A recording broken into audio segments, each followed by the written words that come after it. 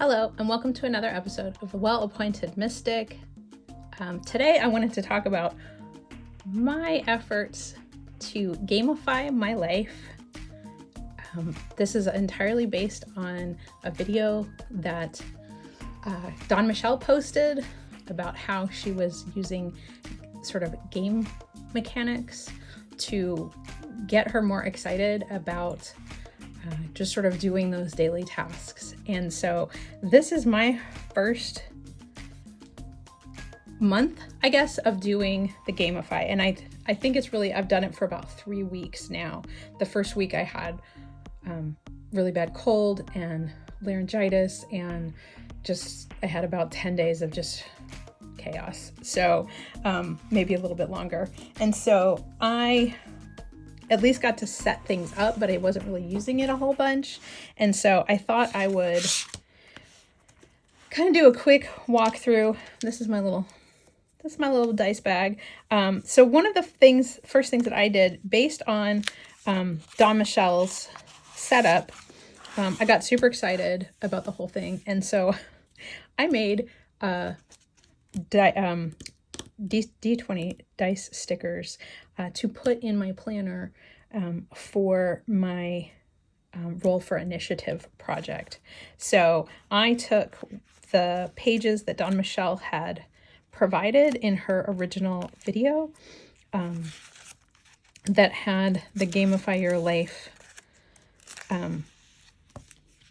Roll for Initiative. So because I'm a nerdy designer, I laid it all out and printed it out on paper. And so I did the Roll for Initiative Life Edition, and then I did her Tarot Edition, and this is verbatim what she did. I just copied and pasted it and printed it out so that I could fit it into my Hobonichi weeks. This is a mega week, so it has a ton of extra blank pages in the back, which I'm sort of waffling about exactly what I'm going to be doing with those. It is where I have put the Roll for Initiative printouts, and also where I walked through my quest log portion of like my mission, what each of my categories is, with space to add more stuff in here. So some of the stuff were onesie twosie projects that have kind of already worked their way through. And I haven't added a ton more here, but left myself room to add more projects, tasks, that kind of thing as well. And then I also put in Dawn Michelle's, I just copied and pasted and printed it out so that it would fit into my weeks, the Tarot Wild Magic, so that I could also do that. And so the first thing that I did was, let's get to, here we go.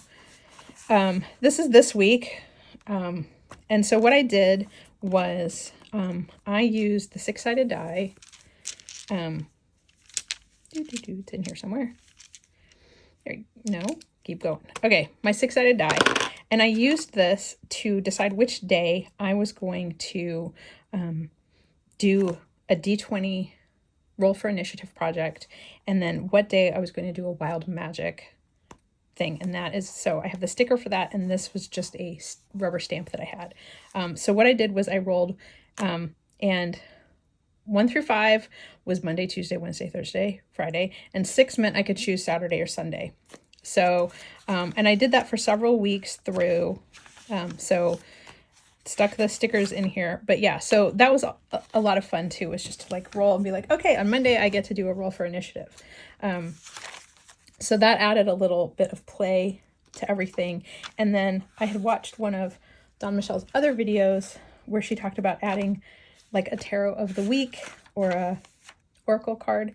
And so I went ahead and did that as well, because I thought that was a great idea. And since my theme was all just sort of like, super cottage witch vibe, I went with, I had a mini deck of the steampunk tarot so that I could put those in, and I just taped them down so that they weren't all in the same spot in my book, but also so that they wouldn't fall out, because I'm kind of clumsy. So I taped them down with washi tape, and then after I peel them off at the beginning of the week, I just stuck the washi tape somewhere on the page. So like here I just sort of stuck it in. But anyway, neither here nor there. So this is next week's card. And I only did cards through March or something. I did 5 or 6 of them. So I have like 3 more weeks, and then I'll need to go back and pull cards again. So this week's card got tucked into this little pocket in the front of my weeks. Yeah, I'm having a 9 of Swords weeks. Y'all get it, right? So anyway, and then I set up these like little tracker things that I've seen on someone else's planner video where it's like tracking, you know, you just create a little spot to put in various tasks that you want to do in the course of a week. And then she did a thing to track how much sleep she was getting. And so I laid mine out for several weeks, and already I'm like week 2 and I'm like, I don't track my sleep. Like that was a dumb thing to do. Like I need to just like cover this up with a picture or stick or something, because I'm not tracking that. And I'm not entirely sure I'm a track each day, because I thought by doing this, if I had like the whole like you know, I took my vitamins every day this week, that would be, you know, towards my vitality a point. You know, if I drank the appropriate amount of water, again, another vitality point. If I read for 15 minutes or more each day, then I would get a point towards my personal growth, you know, that kind of thing. But like some of them, like I just do, like I read every day. Like I don't really need to track that. Vitamins doesn't, I mean, I get that it's part of vitality, but again, it's one of those things where it's like, I do it anyway. So like, I'm not entirely sure that that's where I need to account for points. Maybe I'll just shorten this to things I really don't like doing, like exercising. And I did have one for like, so most of this was more vitality related and sort of my personal growth category. But yeah, so I'm figuring things out as I go along, because a lot of work stuff gets tracked on this side of the page. So like projects I'm working on, things I need to get done. So like I definitely get, you know, accounting for that kind of thing each week. Really the thing that I fall down on is my personal growth and wisdom, which would be my spirituality. I, like everybody else, I find it hard to make time for that when I could be doing things like making more money or trying to figure out how to get the bills paid. And so that is where I feel like I need to put more focus about like making the time to do that. But what I did figure out was Dawn Michelle talked about how she,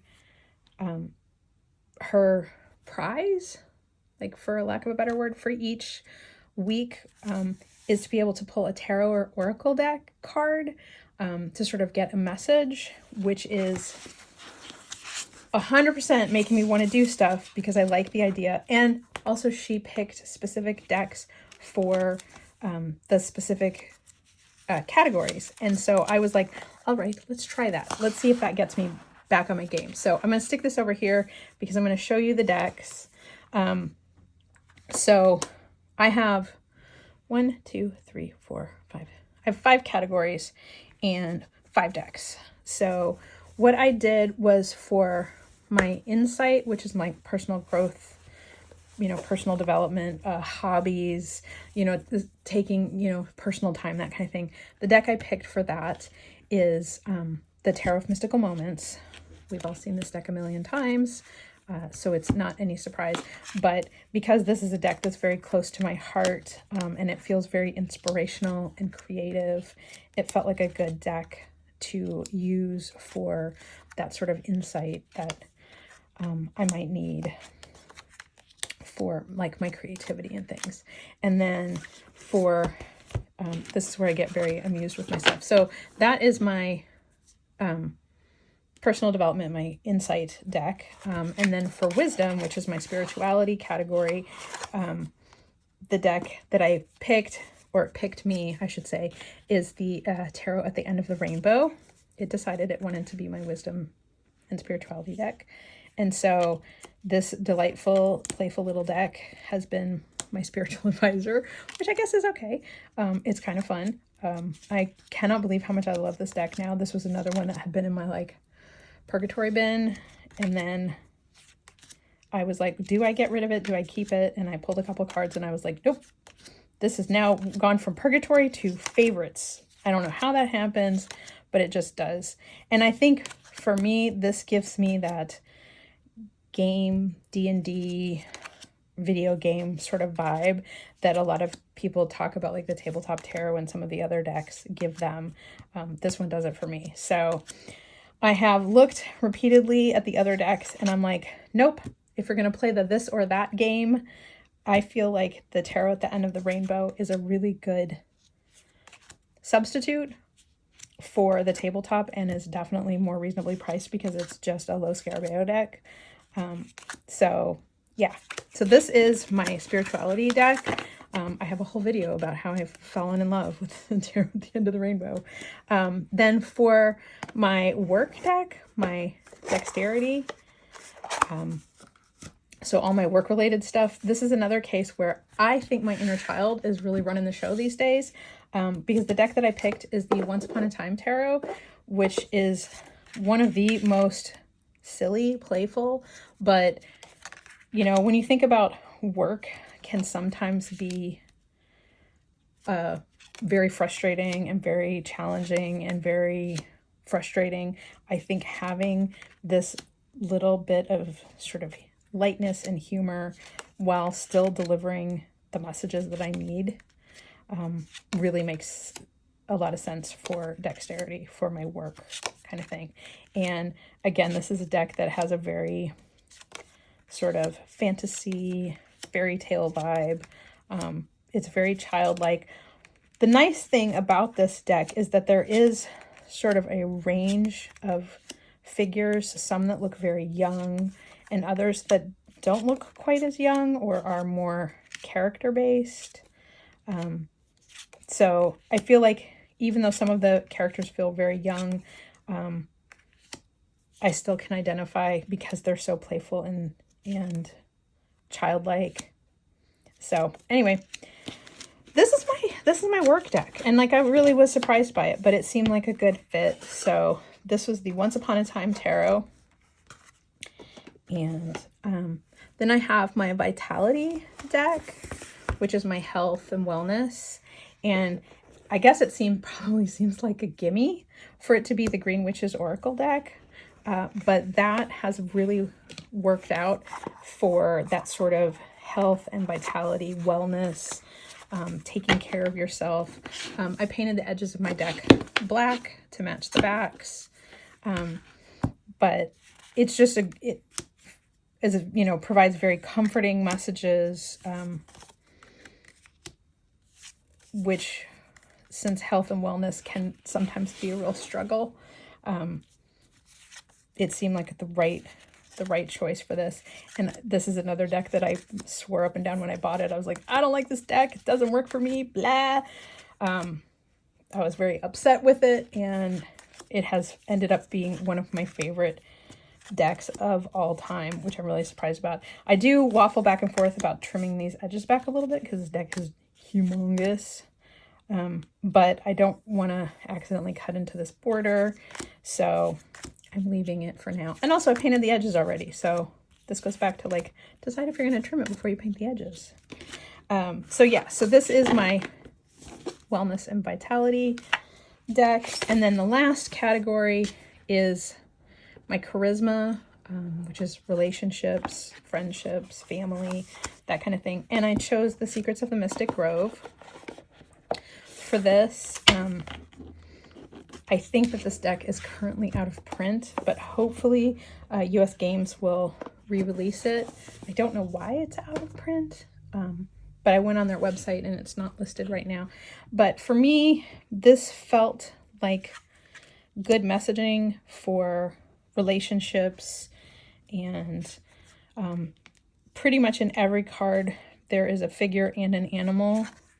So it's very much that relationship kind of thing.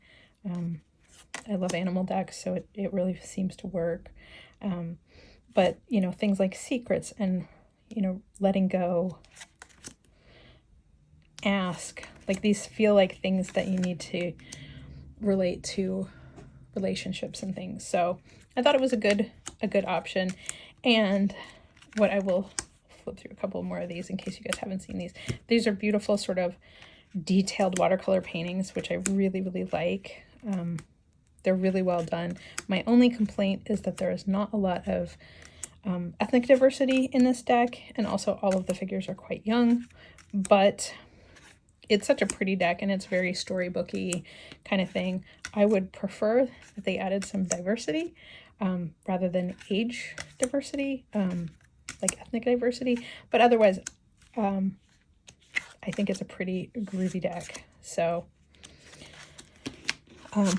who's the artist on this? Artwork is by Mary Elaine Thomas, and it was written by Arwen Lynch.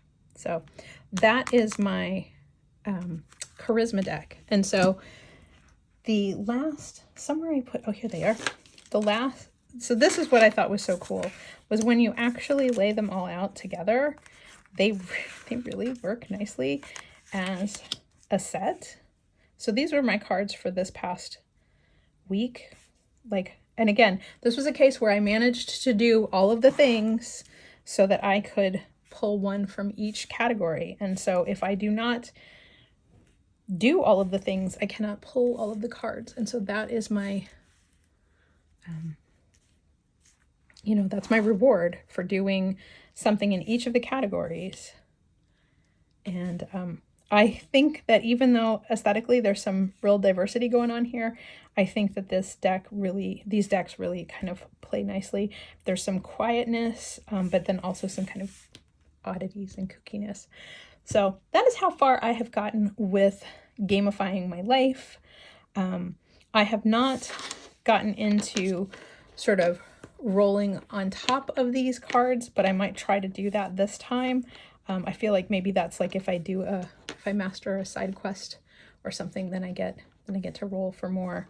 I have really liked doing some of the roll for initiative, and I created a special roll for initiative specifically for my pen nerd friends, and made it available on my Patreon over on Well Appointed Desk.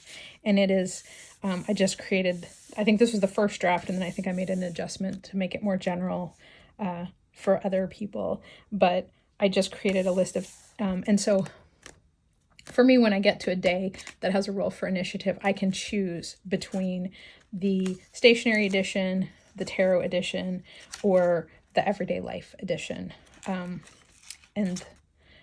So like for the stationary edition, I put things like put a new ink color in your favorite fountain pen, spend 20 minutes writing in your planner or journal, swatch 5 ink samples, glue or tape 1 piece of ephemera into your notebook, planner, or journal today.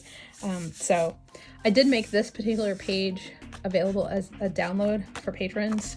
I did not make any of Don Michelle's available, so just the one that I did. But anyway, so that is it. I hope you guys enjoyed hearing how I am gamifying my life. It has definitely made it fun, and made me want to make sure that I kind of complete tasks in all of the categories. So please let me know if you are doing a gamify your life and how you are applying it. I have very much taken pretty directly from what Don Michelle has been doing, but I am trying to find ways to customize it and make it more specific to my needs and where I am in my life. So anyway, enjoy. Thanks so much. And I look forward to talking to you again soon.